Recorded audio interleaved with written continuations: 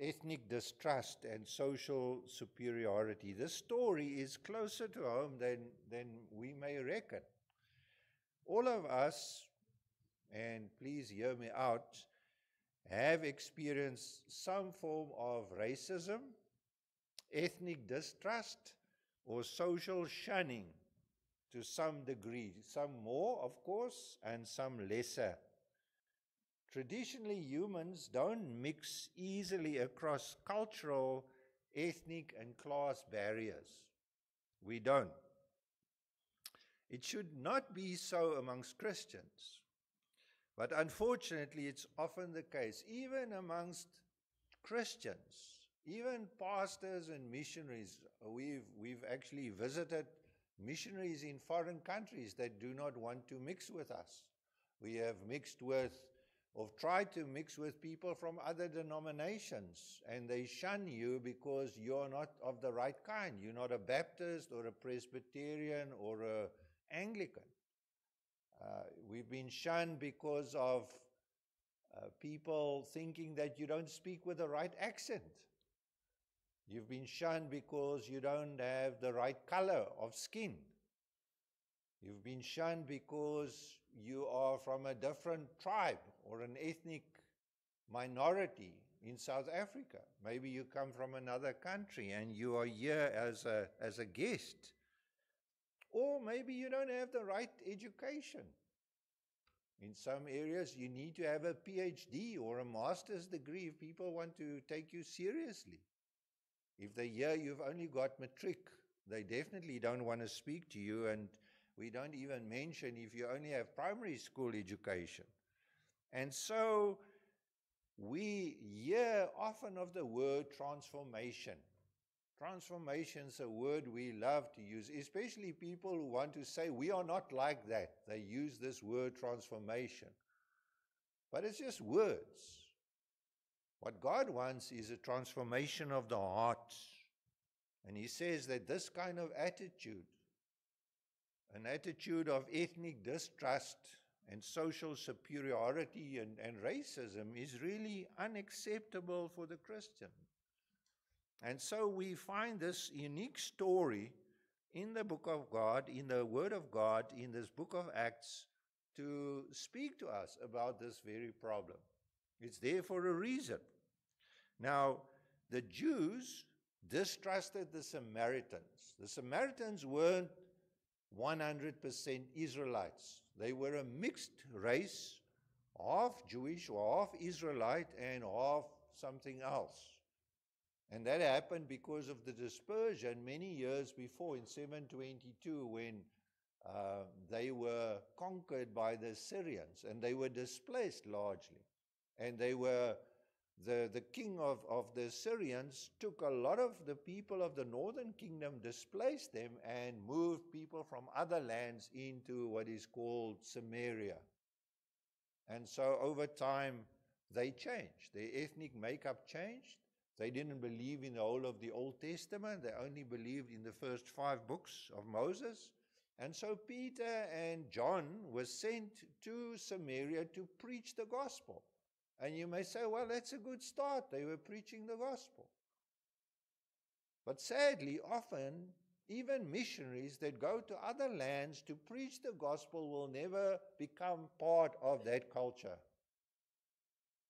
Not that the culture won't accept them, but they may not try enough.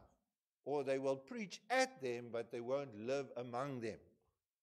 And this is the attitude that we pick up in the life of Peter as we see the New Testament unfolding.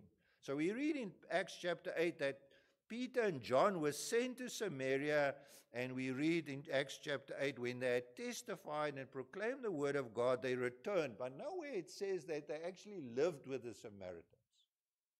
And now, here is a Roman, which is even worse in the eyes of a Jew. A Roman was a Gentile. And they would definitely not go into the home of a Gentile such as the centurion Cornelius. And we need to understand there when we look at how people operate, how people behave, there's certain ways that Christians are supposed to behave, as we have read in the Psalm this morning, in Psalm 87, that there's a city, God's eternal holy city called Zion, and in that city there will be citizens from many nations. And each of those nations, of them will be said, this one was born in Zion.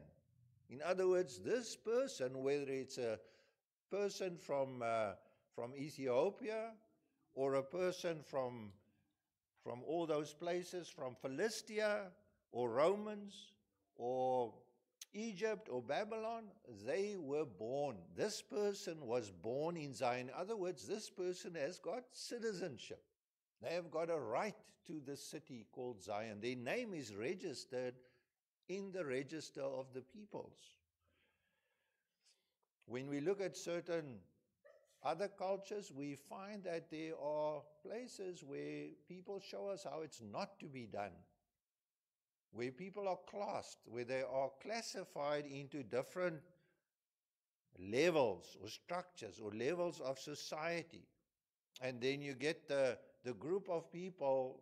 It used to be like so in the past. I don't know if it's still like that. In India, we had the untouchables, the Dalits. They were called the untouchables. These were people that would work with animals, slaughter animals, make skin products, and they would be the lowest class. And above them you would have the warrior and the ruling and the Brahmin, the priest class, and so on. It's changed a little bit, but it's still, in many cultures, this is practiced, even today. There's a classification in India today that speaks of the OBC, the other backward classes. And the government actually identifies these people and tries to uplift them, to make them the same as everybody else. If we read the Bible, we see that God hasn't got this attitude towards people. We are told in the book of Isaiah, in the prophecy of Isaiah, that Jesus, the suffering servant, would come and that he would be a messenger, a covenant for the people of Judah, the Jews, the people of Israel, but he would also be a light to the Gentiles, so that he may bring his salvation to the ends of the earth. And one of my favorite passages is in the book of Zechariah, the prophecy of Zechariah, where Zechariah says, there will come a time, the Lord of hosts says, that many peoples and the inhabitants of many cities will come. And the inhabitants of one city will go to another and say, let us go at once to entreat the Lord and seek the Lord of hosts. I myself am going. And many peoples and many nations will come to Jerusalem and seek the Lord of hosts to entreat him. And this is what the Lord of hosts says. In those days, 10 men from all languages and nations will take hold of one Jew by the hem of his robe and say, let us go with you, because we heard that God is with you. That is the God of the Old Testament. That's the God which Peter and his fellow apostles struggled to understand. That's the God that we still struggle to understand to this day. So let's look at the story.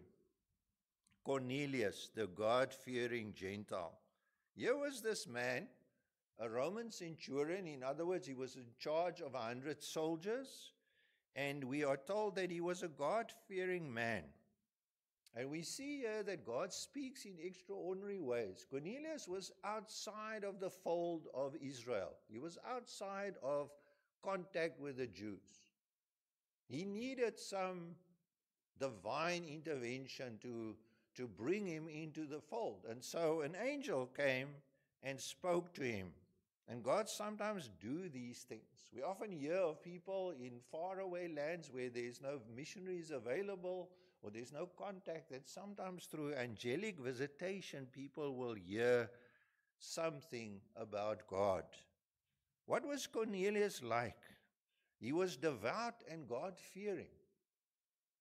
A God-fearer in New Testament terms and Old Testament terms meant a person was a Gentile who accepted the scriptures, the Old Testament scriptures, as the Word of God, and he accepted the God of the Old Testament, the God of Israel, Yahweh, as the real God. That was a God-fearer. And then you could go even a step further. You could become a proselyte.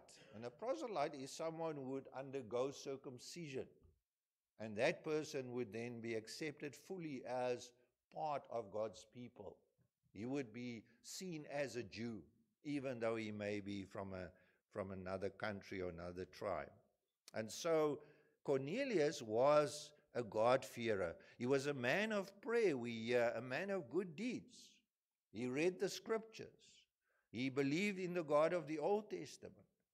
But he didn't have contact with the people directly, with the people of God directly. He didn't have contact with the Christians of the day, which were few. We remember now we are in the beginning of the story in the book of Acts where the gospel is going out, and so far it's gone to the Samaritans and it's gone to one Ethiopian, but it hasn't gone to the Romans yet. And so he needed to hear, and he must have heard of Jesus. Caesarea wasn't that far from Jerusalem, and the events in Jerusalem wouldn't have gone unnoticed. So the angel met with Cornelius and said, you need to know more. You need to hear more. What I tell you to do is you need to seek contact with a man called Simon Peter. And he's staying in the house of another Simon called Simon the Tanner. It's interesting that the angel didn't preach the message of the gospel to him. I wonder why that is. I think because, and this is just my idea, is that angels in the past have appeared to many people with the wrong message. Like the angel Moroni that supposedly appeared to Joseph Smith and gave him a gospel which was no gospel at all. So God doesn't want us to get our information about who He is and what the gospel is and what salvation is and what heaven is from angelic beings. Because you don't know whether you're dealing with a genuine angel or maybe a demon. The Bible tells us that angels, that demons can even appear and masquerading as angels of light. And so God doesn't send angels as missionaries to foreign lands. He wants humans to go. And He wants us to bring the gospel. And so the angel was simply there to tell Cornelius that he needed to know more. And he needed a human agent so that he could hear what it truly was all about. It's interesting that the Bible mentions that Peter was staying with Simon the Tanner. A tanner wasn't a guy who lay on the beach and tried to get darker by lying in the sun. That's not a tanner. A tanner is a guy who works with animal skins. So he was like those Dalits in India. He was unclean. In Jewish understanding, he was unclean, and this was a good start. Peter, the apostle, was staying in a man's house who was considered to be unclean, who worked with dead animals. So already there's a good start. But then we get to the second thing we notice. Peter, the reluctant missionary. As they went up, as Peter was staying with Simon the Tanner, he went up at 12 noon one day, and he was on the roof and he was praying. And as it was 12 noon, he was starting to feel hungry. And he asked for food, and so they prepared food for him in the house. But while he was waiting for the food, he fell into a trance, and he saw this huge sheet with all these kinds of animals, both clean and unclean, in the sheet. And he heard the voice saying to him, "Kill and eat, Peter, kill and eat." And Peter was horrified because he wouldn't eat anything that was unclean. So what was God doing through this vision? Was He trying to change Peter's diet? No. It wasn't about food at all. He was trying to change Peter's view of people. Because this thing happened 3 times, and then the vision disappeared into heaven again. And Peter was perplexed. What was this all about? And we can, from the rest of the Bible, if we read other stories about Peter, we have to understand that he had the same attitude, maybe at this stage, that the prophet Jonah had. When Jonah was sent to Nineveh, he ran away. He didn't want to go to Assyria. And so Peter would not willingly have gone to the Romans. He had gone to the Samaritans, but the Romans was maybe a step too far, a bridge too far. A Roman was something totally different altogether.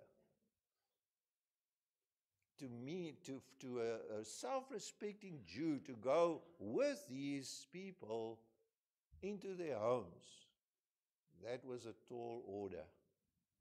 And maybe we need the same thing to happen to us as the Christian church as well. Maybe God needs to send down a sheet from heaven. And what would be in the sheet? Can you imagine? I think a few people from diverse cultures and ethnic backgrounds. People from all over the world. Different cultural and language groups, not only in South Africa, but some foreigners from the rest of Africa, some Zimbabweans and Angolans and Malawians, maybe some Chinese and Somalians. They all need to be in this sheet. There should be a good social mix as well. People from different social classes. In that sheet, there should be people with PhDs. But there should be some homeless people. People maybe who have not completed school education. People living in the suburbs as well as those living under a bridge. And then God can throw in some Baptists and Presbyterians and Anglicans into the mix. And people who speak English with different accents. And then God would send an angel with this sheet and say to us, listen, look, see all these people. Mix with them. Eat with them. Love them. Pray with them. Visit them. They are going to be fellow citizens in Zion. They're going to live with you in the eternal city, so you might as well get used to it. Won't that be neat if we could see a vision like that today? It's not like we don't know it. We know it in our heads, but we don't always practice it as Christians because it's hard. It's hard. And I think it pains the heart of God when He sees the way that we are supposed to react and the way that we are supposed to live, but we don't. And it doesn't just happen automatically because we know the right thing. We need effort. We need to put in effort to change because it's hard. If you visit somebody from another culture that speaks a different language and they don't speak the language you speak and you don't speak the language they speak, and every conversation is 3, 4, 5 times longer. And after a while you are tired and you don't understand the cultural things that they do, such as the Japanese. You do all the wrong things. And you think, well, this is the right thing to do. This is the culturally appropriate thing to do, but it isn't. You don't say certain things. You don't do certain things, and you have to translate everything, and then they misunderstand it, and you misunderstand them. And so after about an hour, you are tired, and you just want to go home to people who speak like you and look like you. So apart from the effort, we also need a change agent. It's interesting when we move around in corporate and ecclesiastical circles, we hear about change agents. I don't know if you know, but I found it out this past year that a change agent is a person that brings about transformation. That is what a change agent is. Well, God has a change agent. His name is the Holy Spirit. He is God's change agent. Because while Peter was wondering about the meaning of this vision, as we read in verse 17, he was thinking about, what are these animals? Why am I seeing this stuff? I don't want to eat a reptile. Maybe one of you have eaten a reptile. I wouldn't want to eat a reptile. It's not really about reptiles. It's about people. And while he was doing this, thinking about this, the Holy Spirit said to him, you know, there's people at your door, and they're coming to visit you. And you must go with them. And so Peter went to the door, we read in verse 21, and he met with the men, and he said to them, why have you come? And they replied, we have come from Cornelius. He's a righteous and God-fearing man, and he's respected by all the Jews. And that's why we are here.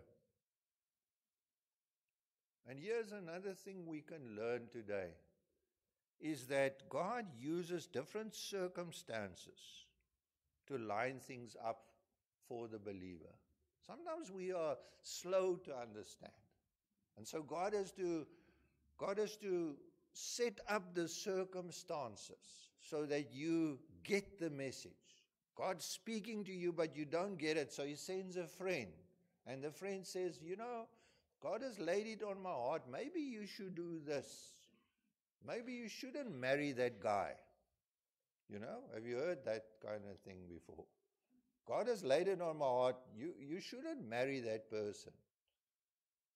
No, it can't be. It's wrong. And then God sends another. He sends circumstances. He sends people. And he sends the Holy Spirit. And all these work together to teach us and to warn us. And when all the parts are put together, the missing parts as well, the whole puzzle starts to make sense. It's like a tapestry. You know, when you look at it from the back, it doesn't make sense. And when you turn it around, you say, oh, well, that's what it is. And so God brings confirmation through circumstances, through people, sometimes through a divine agent. And as Peter was wondering, Cornelius' men arrived. And they came to fetch Peter. They said, Cornelius would like for you to come and explain things to him.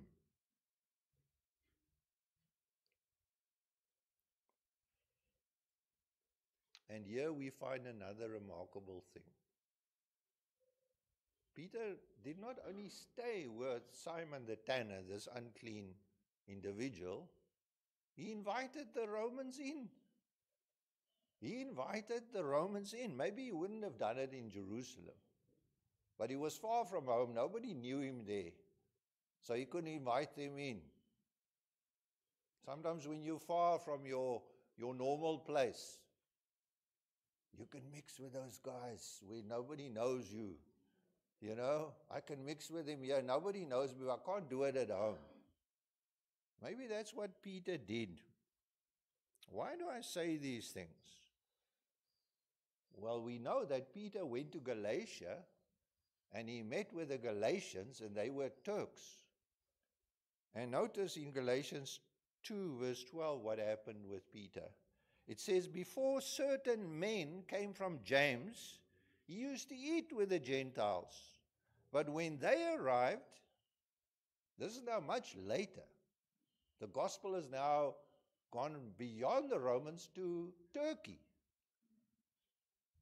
Peter began to draw back and separate himself from the Gentiles because he was afraid of those who belonged to the circumcision group. He was ashamed.